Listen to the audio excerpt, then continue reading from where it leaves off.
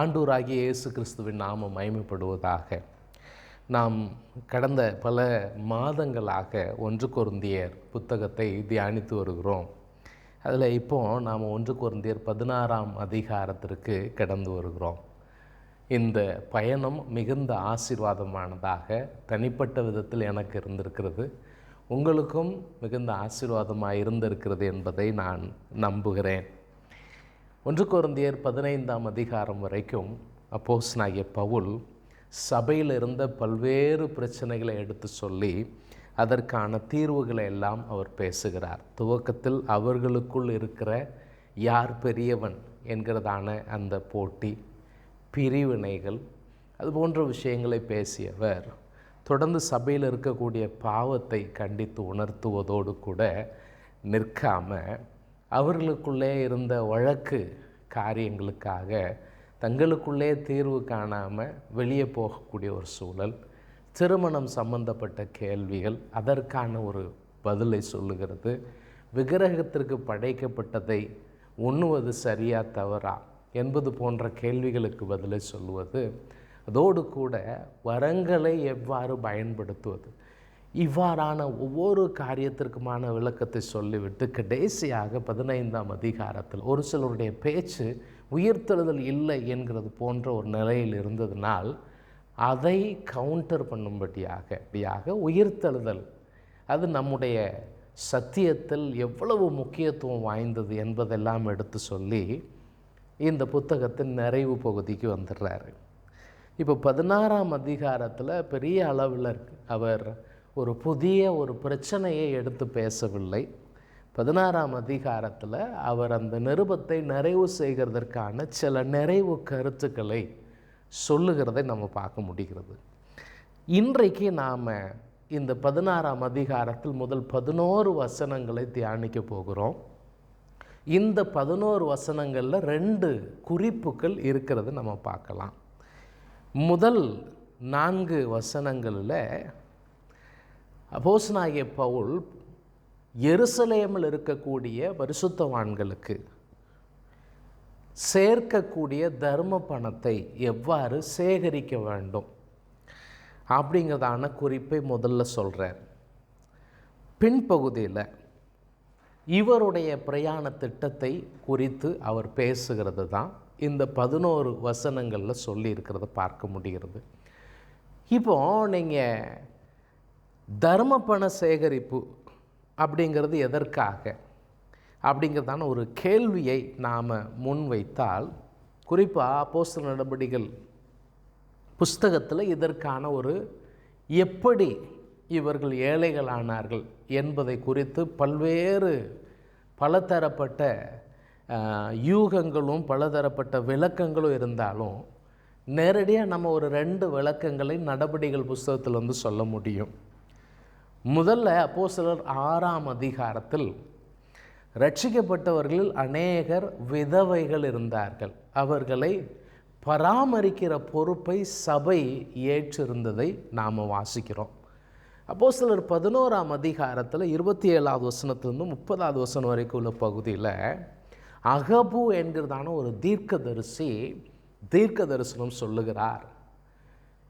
எருசலேமை சுற்றிலும் பஞ்சம் வரப்போகிறது என்கிற ஒரு தீர்க்க தரிசனம் அது. அப்போ ஆண்டவர் தீர்க்க தரிசனம் சொல்லிவிட்டார், நமக்கு காரியங்களை உணர்த்தி விட்டார், வெளிப்படுத்தி இருக்கிறார். என்ன செய்ய வேண்டும்?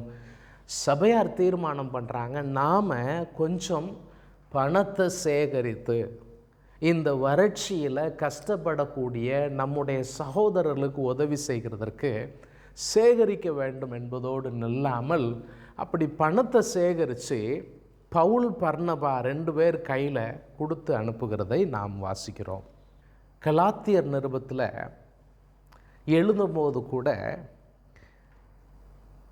எருசலேமில் இருந்த பரிசுத்தவான்களை சந்திக்கும் போது அவர்கள் சொன்ன முக்கியமான காரியமாக கலாத்தியர் 2:9-10 தரித்திரரை நினைத்து கொள்ளும்படி மாத்திரம் சொன்னார்கள். அப்படி செய்யும்படி அதற்கு முன்னமே நானும் கருத்துள்ளவனாயிருந்தேன் அப்படிங்கிறதான ஒரு கருத்தை அவர் முன் வைக்கிறத பார்க்க முடிகிறது. அப்போ அப்போஸ்தலனாகிய பவுல் இந்த காரியத்தை அவர் மனம் உவந்து செய்தார். இன்னும் ஒரு படி மேலே போய் சொல்லுவோன்னு சொன்னால், பவுலுடைய அந்த 3வது மிஷனரி பயணத்தினுடைய ஒரு அடிப்படை நோக்கத்தில் பிரதானமாக இருந்தது இந்த தர்ம பண சேகரிப்பை கொண்டு போய் யூதேயாவில் இருக்கிறதான பரிசுத்தவான்களுக்கு சேர்ப்பது தான். இப்போ இது ஒரு சாதாரணமான ஒரு நிலையில் பேசப்படுகிறதா இல்லாமல், அப்போஸ்தலனாகிய பவுல் இதை எவ்வாறு காண்கிறார் அப்படின்னா, இதற்கு பல அடைமொழிகளை அவர் கொடுக்குறாரு. அதற்கு பின்னால் பல்வேறு ஆவிக்குரிய அர்த்தங்களையும் வைத்து அவர் பேசுகிறத நம்ம பார்க்க முடியுது. நான் ஒரு 4 வார்த்தையை மாத்திரம் உங்களுக்கு சொல்ல விரும்புகிறேன். நீங்கள் 2 கொரிந்தியர் 8ஆம் அதிகாரம் 4வது வசனத்தை பார்த்தா, அதை குறித்து அங்கே பவுல் சொல்லுகிறார், இந்த தர்ம பணம் கொடுப்பது என்பது பரிசுத்தவான்களுக்கு செய்யப்படும் தர்ம ஊழியத்தின் பங்கு அப்படிங்கிற ஒரு வார்த்தை பயன்படுத்துகிறாங்க. அதே 2 கொரிந்தியர் 9:12 தர்ம சகாயமாகிய பணிவிடை. அப்போது இந்த பரிசுத்தவான்களுக்கு உதவி செய்யும்படியாக மற்ற புறஜாதி சபைகளெல்லாம் ஒன்று கூடி அவர்கள் அந்த பொருள்களை சேகரித்து கொடுப்பது என்பதை அப்போஸ்தலனாகிய பவுல் என்னவென்று பார்க்கிறார்? ஊழியம் என்று பார்க்கிறார். கர்த்தருக்கு செய்கிற ஊழியம் அப்படிங்கிறத அவர் பார்க்கிறார். இந்த இடத்துல நமக்கு ஒரு வசனம் ஞாபகத்துக்கு வருகிறது. ஆண்டவர், நீங்கள் இந்த சிறியரில் ஒருவருக்கு என்ன செய்தீர்களோ அதை எனக்கே செய்தீர்கள் என்கிற அந்த வார்த்தையின்படியே இங்கேயும் இவர்களுக்கு உதவி செய்வது என்பதை பவுல் ஊழியம் என்று சொல்லுகிறார். அது மட்டுமல்ல, இந்த தர்ம ஊழியத்தை, இந்த தர்ம பண சேகரிப்பை, ஏழைகளுக்கு உதவி செய்யக்கூடிய இந்த காரியத்தை அவர் கிருபை என்றும் பேசுகிறார். 2 கொரிந்தியர் 8:1 மக்கதோனியா நாட்டு சபையாருக்கு தேவன் அருளிய கிருபையை உங்களுக்கு அறிவிக்கிறோம் அப்படின்னு சொல்கிறாரு. அந்த நாட்டு சபையாரே உபத்திரவத்தில் இருக்கிறார்கள், அவர்களுக்கும் தரித்திரம் இருக்கிறது. அப்போ அப்படிப்பட்ட கால சூழலில் அவர்கள் மனம் உவந்து தங்களுடைய இல்லாமையிலும் தங்களுடைய உபத்திரவங்களுக்கும் மத்தியிலும் மிகுந்த உதார குணத்தோடு கூட இந்த மக்களுக்காக அவர்கள் தங்களுடைய பங்களிப்பை கொடுத்ததை வேதாகமம் கிருபை என்று சொல்லுகிறது, ஒரு வரம் என்று சொல்லுகிறதை நாம் பார்க்க முடிகிறது. மட்டுமல்ல, 2 கொரிந்தியர் 9ஆம் அதிகாரம் 6வது வசனத்திலிருந்து 10வது வசனம் வரைக்கும் உள்ள பகுதியில் அப்போஸ்தலனாகிய பவுல் இதை இவ்விதமாக காண்கிறார். இதை ஊக்கப்படுத்தும்படியாக கொரிந்து சபையாரிடத்தில் சொல்லும்போது, சிறுக விதைக்கிறவன் சிறுக அறுப்பான், பெருக விதைக்கிறவன் பெருக அறுப்பான், அவனவன் விசனமாயும் அல்ல கட்டாயமாயும் அல்ல, அவன் மன விருப்பத்தின்படியே கொடுக்க கடவன் அப்படின்னு சொல்லிட்டு தொடர்ந்து சொல்கிறார். வாரி இறைத்தான், ஏழைகளுக்கு கொடுத்தான் அப்படிங்கிறதான வசனத்தை மேற்கோள் காட்டி, ஆண்டவர் உங்களுடைய விளைச்சலை வர்த்திக்க பண்ணுவார், நீங்கள் எல்லாவற்றிலும் சம்பூரணம் உள்ளவர்கள் ஆவீர்கள் அப்படிங்கிறத அவர் சொல்லுகிறத பார்க்க முடியும். அப்போ இந்த வசனங்கள்லாம் எதை நமக்கு ஞாபகப்படுத்துகிறது அப்படின்னா, இந்த ஏழைகளுக்காக இவர்கள் கையளிப்பு செய்தது, பங்களிப்பு செய்தது என்பது கடவுள் கொடுக்கிற ஆசீர்வாதம். அப்படி தான் அவர் சொல்கிறார். இதோடு கூட சேர்த்து இன்னொரு வசனத்தையும் நாம் சொல்லலாம். ரோமர் 15ஆம் அதிகாரம் 27வது வசனத்தில் இந்த புறஜாதி சபையார் யூதேயாவில் இருக்கிறதான மக்களுக்கு பங்களிப்பை கொடுக்கும் பொழுது எப்படி செய்தார்களாம்?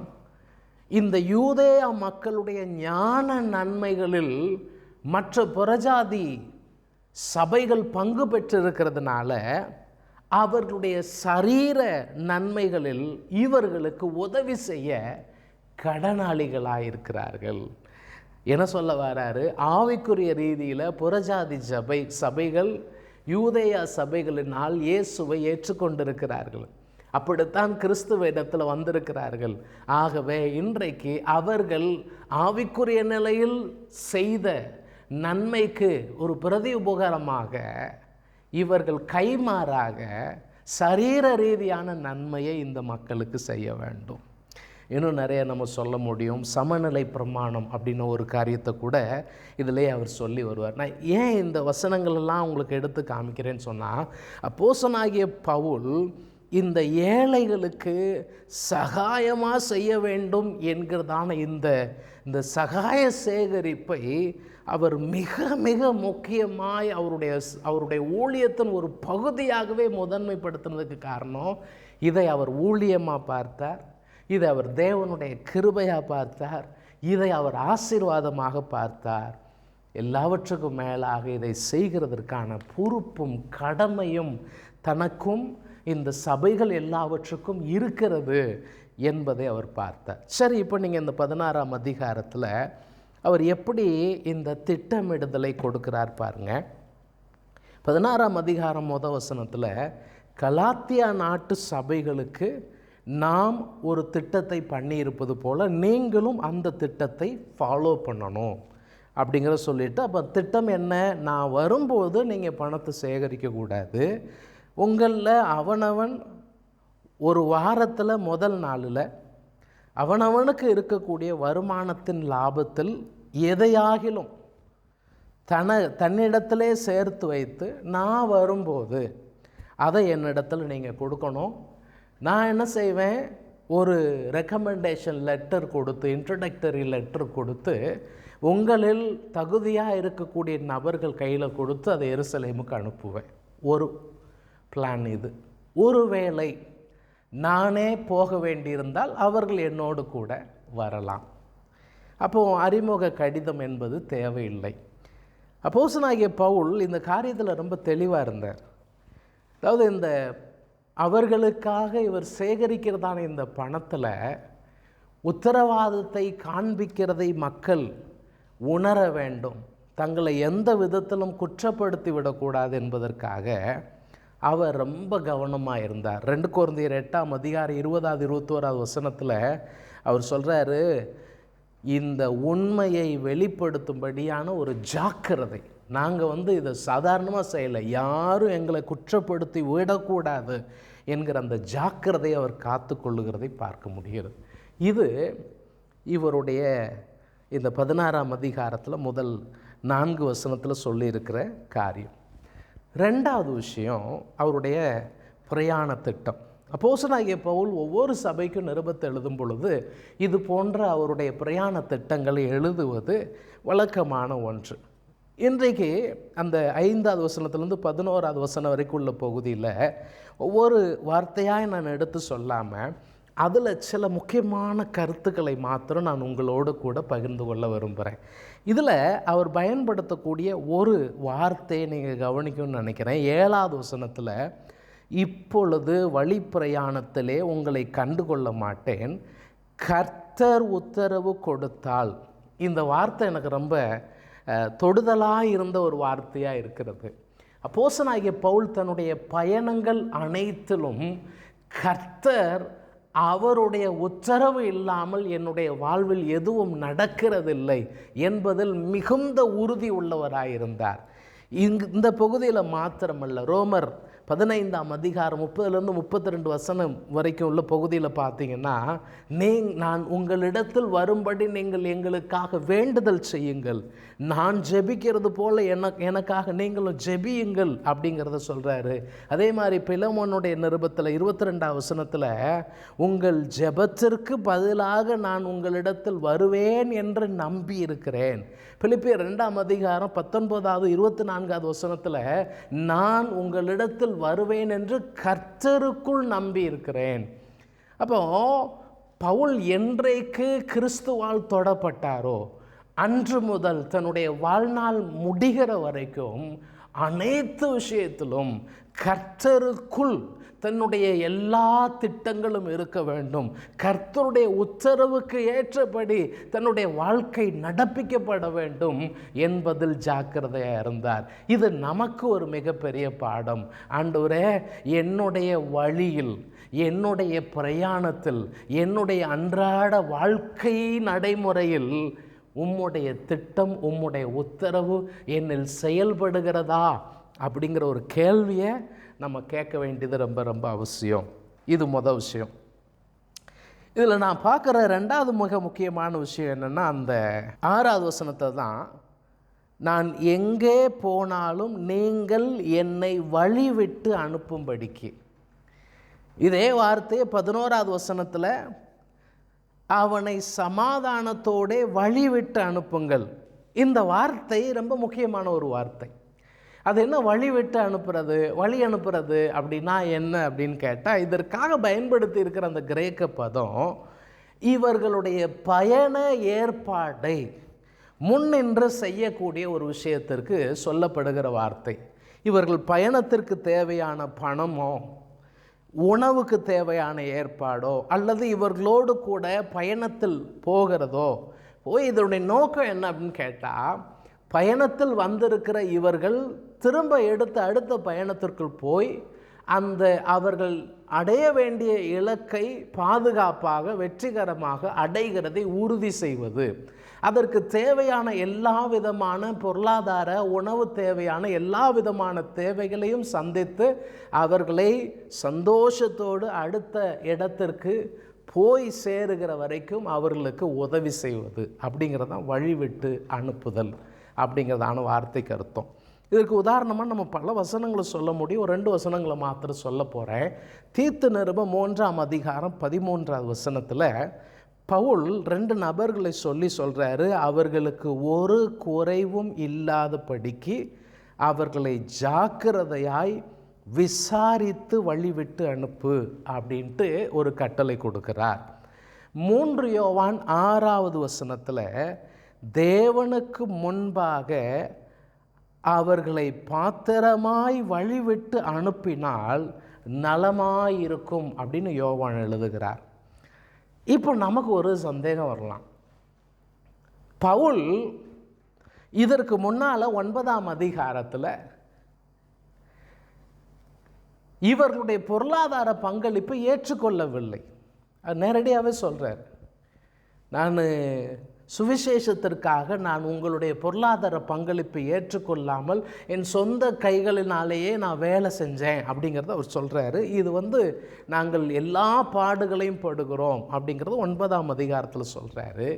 ஆனால் இந்த அதிகாரத்தில் அவர் சொல்கிறாரு, நீங்கள் என்னை வழிவிட்டு அனுப்ப வேண்டும், நீங்கள் எனக்கு என்னுடைய பிரயாணத்திற்கு தேவையான எல்லா விதமான அரேஞ்ச்மெண்ட்ஸ் இன்க்ளூடிங் என்னுடைய பொருளாதாரத்திற்கான தேவை, அதுவும் அதில் உள்ளடங்கி இருக்கக்கூடிய விஷயம்தான், அதையெல்லாம் நீங்கள் செய்ய வேண்டும் அப்படிங்கிறத சொல்கிறாரே.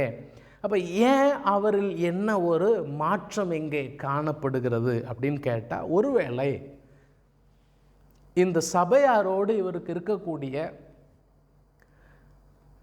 பல்வேறு பிரச்சனைகள், உறவு ரீதியாகவே சபையில் ஏற்பட்டிருக்கிற பிரச்சனைகளை இவர் கடிந்து கொள்ளுகிற விதம், அதை அணுகக்கூடிய விதம், இதெல்லாம் அவர்களுக்கு கஷ்டத்தை ஏற்படுத்தி இருக்கிறது. ஆனால் அந்த கஷ்டத்தை அவர் கொடுக்காம இந்த சபையாரை திருத்த முடியாது. ஆகவே அதை சொல்லி தான் ஆக வேண்டும். அதனால் நான் நினைக்கிறேன், ஒரு சில பரிசுத்தவான்கள் அப்படி நினைக்கிறாங்க, இவங்க உறவில் இருக்கக்கூடிய அந்த விரிசலை போக்குறதற்காக ஒரு சமாதான பலியை செலுத்துவது போல, ஒரு சமரசத்தை உண்டாக்குவது போல அதற்காக அவர் இந்த காரியத்தை செய்திருக்கலாம் அப்படிங்கிறத அநேகர் கருதுகிறார்கள். நான் இதில் என்ன நினைக்கிறேன் அப்படின்னா, அப்போஸ்தலனாகிய பவுல் சில விஷயங்களில் ரொம்ப ரிஜிடாக அவர் இருக்கலை. இன்றைக்கு ஒரு சிலர் குற்றப்படுத்துகிறது போல, ஒரு சிலர் மிகைப்படுத்தி பேசுவது போல, பவுல் அப்படி ஒரு மிகைப்படுத்தி பேசக்கூடிய ஒரு நிலையில் அவர் இருக்கவில்லை. அவர் தம்முடைய ஊழியத்தின் பல்வேறு காரியங்களில் ரொம்ப ஃப்ளெக்சிபிளாக இருந்ததை நம்ம பார்க்க முடியும். ஆண்டவருக்கு அடுத்த காரியங்களில் மாத்திரம் ரொம்ப வைராக்கியமாக இருந்தார். ஆனால் இந்த மாதிரியான செயல் திட்டம் சம்பந்தப்பட்ட விஷயங்களில், ஊழிய செயல்பாடுகள் சம்பந்தப்பட்ட விஷயங்களில் அவர் ஃப்ளெக்சிபிளாக இருந்தார் என்பதற்கு இது ஒரு நல்ல ஒரு சான்றாக இருக்கிறது. இப்போ ரோமருக்கு எழுதின நிருபம் 15ஆம் அதிகாரத்தில் கூட 24வது வசனத்தில் அந்த ரோமாபுரி பட்டணத்தை சபையாரிடத்தில் சொல்கிறாரு, நான் உங்களிடத்தில் சற்று திருப்தி அடைந்த பின்பு, உங்கள்கிட்ட வருவேன், நான் திருப்தி அடைந்த பின்பு உங்களோடு கூட இளைப்பாறிட்டு உங்களால் வழி விட்டு அனுப்பப்பட விரும்புகிறேன் அப்படின்னு 24வது வசனத்தில் பேசுகிறார். அப்போ என்ன அவர் சொல்ல வராரு? நான் வரும்போது கிறிஸ்து இயேசுவின் பூரண ஆசீர்வாதத்தோடு வருவேன், உங்கள்கிட்ட நான் இளைப்பாறுவேன், அப்புறம் உங்களால் வழி விட்டு அனுப்பப்படுவேன். அப்படின்னா என்னென்னா, நானும் உங்களிடத்தில் வருவேன், உங்களுடைய ஆவிக்குரிய காரியத்திற்கு தேவையான சத்தியங்களோடு நான் வருகிறேன், கிறிஸ்துவின் ஆசீர்வாதங்களோடு வருகிறேன், உங்களை நான் ஆசீர்வதிக்கவும் உங்களுடைய ஆவிக்குரிய வாழ்வு இன்னும் கொஞ்சம் அதிகமாய் நீங்கள் ஆசீர்வதிக்கப்படவும் ஏற்ற விதத்தில் உங்களோடு கூட நேரம் செலவழிப்பேன். அதே நேரத்தில் நான் இளைப்பாறவும் செய்வேன். அப்புறம் உங்களிடத்திலிருந்து நான் என்னுடைய ஊழிய பிரயாணத்தை தொடரும் பொழுது நீங்கள் என்னை சமாதானத்தோடு வழி விட்டு அனுப்ப வேண்டும் அப்படிங்கிறத அவர் சொல்கிறத பார்க்க முடியும். அதே மாதிரியான தொனியில் தான் 1 கொரிந்தியர் 16ஆம் அதிகாரத்திலும் அவர் அதை சொல்லுகிறதை பார்க்க முடிகிறது. சரி, இது 2வதாக நான் இந்த பகுதியில் சொல்ல விரும்பினது. 3வதாக அவர் இப்போ எபேசுவில் இருந்து தான் அந்த நிருபத்தை எழுதுகிறார். அப்போ எபேசு சபையில் அவர் இருக்கிறேன், இன்னும் சில காலம் நான் தங்கி இருக்க விரும்புகிறேன் அப்படிங்கிறத சொல்கிறார். ஏன் அப்படின்னா 9வது வசனத்தில் சொல்கிறாரு, ஏனெனில் இங்கே பெரிதும் அனுகூலமுமான கதவு எனக்கு திறக்கப்பட்டிருக்கிறது, விரோதம் செய்கிறவர்களும் அநேகர் இருக்கிறார்கள். இது ஒரு அற்புதமான ஒரு சித்திரம் அப்படின்னு நான் நினைக்கிறேன். ஊழியத்திற்காக ஆண்டவர் எனக்கு திறந்த வாசலை வைத்திருக்கிறார், ஊழியத்தில் ஆண்டவர் எனக்கு அனுகூலங்களை செய்திருக்கிறார், ஊழியம் மிகுந்த ஆசீர்வாதமாக இருக்கிறது. அப்போஸ்தலர் 19ஆம் அதிகாரத்தில் நீங்கள் பார்க்கலாம். மிகுந்த ஆசீர்வாதத்தோடு கூட நான் என்னுடைய காரியங்களை செய்து கொண்டிருக்கிறேன், எல்லாம் நல்லா தான் இருக்குது. ஆனால் அதே நேரத்தில் இந்த ஊழியத்தில் விரோதம் செய்கிறவர்களும் இருக்கிறார்கள் அப்படிங்கிற சொல்கிறார். இதே நம்ம 1 கொரிந்தியர் 15 நாம் ஏற்கனவே பேசணும். 32வது வசனத்தில் துஷ்ட மிருகங்களுடனே கூட போராடினேன் என்று மனுஷர் வழக்கமாய் நான் சொல்லுகிறேன் அப்படின்னு பவுல் சொல்லுகிறார். அப்போ அந்த அளவுக்கு பவுலுக்கு சவால்களும் இருந்தது, அனுகூலங்களும் இருக்கிறது, சவால்களும் இருக்குது. பிரியமானவர்களே, இதுதான் கிறிஸ்தவ வாழ்க்கை. நம்ம எப்போவுமே எல்லாம் நமக்கு அனுகூலமாகவே இருக்கணும் அப்படிங்கிறது தான் நம்ம ஆசைப்படுறோம். ஆனால் சில வேளைகளில் நமக்கு அனுகூலம் இல்லாத சூழ்நிலை இருக்கும், கடினமான சவாலான சூழல்கள் நம்மை தேடி வரும். அப்போ நம்ம சோர்ந்து போயிடக்கூடாது. நம்மளை பலப்படுத்துகிற தேவனாகி கர்த்தர் நமக்கு கிருபையை கொடுத்து அந்த சவால்களை எதிர்கொண்டு முன்னேறுகிற கிருபையை அவர் நமக்கு தர வல்லவராக இருக்கிறார். அது மட்டுமல்ல, கடைசியாக சொல்கிறாரு, நான் உங்களிடத்தில் தீமோத்தேயுவை அனுப்புகிறேன், தீமோத்தேயு உங்களிடத்தில் வந்தால் அவன் உங்களிடத்தில் பயம் இல்லாமல் இருக்க பாருங்கள். ஏன்? என்னை போல் அவனும் கர்த்தருடைய கிரியையை நடப்பிக்கிறானே. ஏன் அவன் பயம் இல்லாமல் இருக்கணும்? ஏன்னா சபையார் பவுல் மேலே இருக்கக்கூடிய கஷ்டத்தை இவர் மேலே சாடிடக்கூடாது. அதனால் அதை அவங்க சொல்கிறாங்க. இந்த தீமோத்தேயு குறித்து 4ஆம் அதிகாரம் 17வது வசனத்தில் அவர் சொல்கிறாரு, ஒவ்வொரு சபையிலும் எப்படி எப்படி காரியங்கள் செய்யப்பட வேண்டும் என்கிற கிறிஸ்துவுக்கு உள்ளான என் நடக்கைகளை அவன் உங்களுக்கு ஞாபகப்படுத்துவான். ஏற்கனவே இவர் போடுன்னு போட்டுட்ருக்கிறார். இந்த நிருபத்தை எடுத்துகிட்டு போகிறவர் அந்த நிருபத்தை வாசிக்கணும், வாசித்து அந்த நிருபம் எதற்காக இப்படி சொல்லப்பட்டது அப்படிங்கிறதற்கான விளக்கங்களையும் அவர் கொடுக்கணும். அப்போ அதெல்லாம் கேட்கும்போது நிச்சயமாக இவங்களுக்கு கொஞ்சம் கஷ்டமாக இருக்கும். சில நேரத்தில் அவர்கள் எதிர்வாதங்களை செய்வதோ பிரிவினையை தூண்டுவதோ அது மாதிரியான சூழல் வரும் பொழுது ஏற்கனவே தீமோத்தேயு பயந்த ஆள். அப்போ இன்னும் அவர் பயமுறுத்தப்படக்கூடிய நிலைக்கு அவரை கடத்தி விடக்கூடாது. ஏன்னா என்னை போலவே அவரும் கர்த்தருக்கு ஊழியம் செய்கிறவர், தேவனுடைய கிரியையை, கர்த்தருடைய கிரியையை நடப்பிக்கிறவராக இருக்கிறார். அதனால் ஒருத்தரும் அவனை அற்பமாக எண்ணக்கூடாது. அவனை அற்பமாக நீங்கள் எண்ணக்கூடாது. அவனுக்கு செலுத்த வேண்டிய கனத்தை நீங்கள் செலுத்த வேண்டும். சகோதரரோடைய கூட அவன் வருகிறதற்கு நான் காத்திருக்கிறபடியில், அவனுக்காக நான் காத்திருக்கிறேன், என்னிடத்தில் வரும்படி அவனை சமாதானத்தோடே வழிவிட்டு அனுப்புங்கள் அப்படிங்கிறது அப்போஸ்தலனாகிய பவுல் இங்கே சொல்கிறார். அப்போ இந்த வேத பகுதி நமக்கு கற்றுக் கொடுக்குற சில முக்கியமான சத்தியங்கள் என்ன அப்படின்னா, முதல் நூற்றாண்டில் இருந்த திருச்சபைகள் ஏழைகளுக்கு உதவுகிறதற்காக தர்ம பண சேகரிப்பை மிகவும் முக்கியத்துவப்படுத்தினார்கள், அதை செய்தார்கள். அன்றைக்கு மாத்திரமல்ல, தொடர்ந்து சபை சரித்திரத்திலும் இந்த மாதிரியான இரக்க குணத்தோடு நல்ல கிரியைகள், நல்ல செயல்கள் மற்றவர்களுக்கு செய்கிறதில் சபை முன்னணியில் நின்றதை நாம் சரித்திரத்தில் வாசிக்கிறோம். இது எதை நமக்கு காண்பிக்கிறது அப்படின்னா, கிறிஸ்துவனுடைய பிள்ளைகள், கிறிஸ்துவின் வழியில் நடக்கிறவர்கள் தாங்கள் மாத்திரம் சுயநலமாய் நன்மையை அனுபவிக்கிறவர்கள் அல்ல, பிறருடைய வாழ்வில் அவர்களும் நன்மை அனுபவிக்கத்தக்கதாக அவர்களுக்கு பகிர்ந்து கொடுக்கிறவர்களாய், அவர்களுடைய வாழ்க்கையில் நன்மை செய்கிறவர்களாய் இருக்கிறார்கள். இன்றைக்கு அநேக நேரங்களில் கொடுப்பதை குறித்து நாம் அதிகமாய் பேசுகிறோம். ஆனால் ஏழைகளுக்காக கொடுக்கக்கூடிய ஒரு ஊக்கப்படுத்துதலோ ஒரு எச்சரிப்பின் செய்தியோ இன்றைக்கு அநேக சபைகளில் இருப்பது இல்லை. பிரியமானவர்களே, கொடுப்பதை ஆண்டவருடைய வசனம் எந்த அளவுக்கு சொல்லுகிறது என்று நாம் முக்கியப்படுத்துகிறோமோ, அதை போலவே ஏழைகள், தரித்திரர்கள், நம்ம கண்ணுக்கு முன்னால் கஷ்டப்பட்டுட்டு இருக்கிறவங்க, அவர்களுடைய வாழ்க்கையில் நன்மை செய்ய வேண்டும் என்பதையும் வேதம் நமக்கு வலியுறுத்துகிறது. ஆகவே அதை குறித்ததான ஒரு திட்டமிடுதல், அதற்கான ஒரு முன்னேற்பாடு, அதை குறித்த ஒரு செயல்பாடு சபைகளில் இன்றைக்கு மிக முக்கிய தேவையானதாக இருக்கிறது. ரெண்டாவதாக நாம் பார்த்த விஷயத்தில், நான் என்னுடைய பயண திட்டங்கள் எல்லாவற்றிலும் கர்த்தருடைய உத்தரவை நாடுகிறேன்.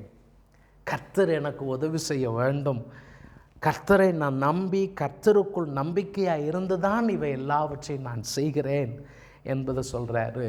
அதோடு கூட இந்த சபையார் தன்னை நன்றாக விசாரித்து வழிவிட்டு அனுப்ப வேண்டும் என்கிறதான ஒரு அறைகூவலையும் அவர்களுக்கு விடுத்து, அவர்களுடைய பொருளாதார பங்களிப்பை இந்த இடத்துல ஏற்றுக்கொள்ளக்கூடிய ஒரு மனநிலையையும் அவர் அங்கே வெளிப்படுத்துகிறார். தனக்கு இருக்கக்கூடிய அனுகூலமான சவால் நிறைந்த சூழலையும் அவர்களுக்கு எடுத்து சொல்லி, கடைசியில் தீமோத்தேயுவை நீங்கள் என்னை போல கனமாய் நடத்தி சமாதானத்தோடு அவனை வழிவிட்டு அனுப்புங்கள் என்று சொல்லுகிறார். கண்களை மூடி கர்த்தருடைய முகத்தை நோக்கி பார்ப்போம். ஆண்டவரே, இந்த நாளில் நீர் எங்களுக்கு தந்தமுடைய நல்ல வேத வாக்கியங்களுக்காக நன்றி. பவுலுடைய வாழ்க்கையை போலவே நாங்களும் நன்மை செய்கிறவர்களாய், ஆண்டவரே, இந்த தான தர்ம சேகரிப்பை அப்போஸ்தலனாகிய பவுல் ஊழியமாக, தேவனுடைய கிருபையாக, ஆசீர்வாதமாக, இவர்கள் செய்ய வேண்டிய கடமையாக அவர்கள் பார்த்தது போல நாங்களும் ஆண்டவரே வெறுமனே ஆசீர்வதிக்கப்பட்டவர்கள் என்ற நிலையில் சுயநலமாய் எங்கள் ஆசீர்வாதங்களை அனுபவிக்காமல் நாங்களும் எங்களுடைய கடமைகளை நிறைவேற்றுகிறதற்கு, மனப்பூர்வமாய் நிறைவேற்றுகிறதற்கு எங்கள் ஒவ்வொருவருக்கும் உதவி செய்யும். எங்களுடைய வாழ்வின் ஒவ்வொரு அடியிலும் நீர் இருக்கிறீர் என்பதை உறுதிப்படுத்தி முன்னேற எங்களுக்கு நீர் உதவி செய்வீராக. வசனத்தை கேட்ட பிள்ளைகளை ஆசீர்வதியும். உம்முடைய நன்மையும் கிருபையும் இந்த வாரம் முழுவதும் பிள்ளைகளுடைய வாழ்வில் தொடருவதாக கிருபைக்கு ஒப்பு கொடுக்கிறோம். மீட்பர் இயேசுவின் நாமத்தில் வேண்டுகிறோம். ஜெபம் கேளும் நல்ல பிதாவே, ஆமென்.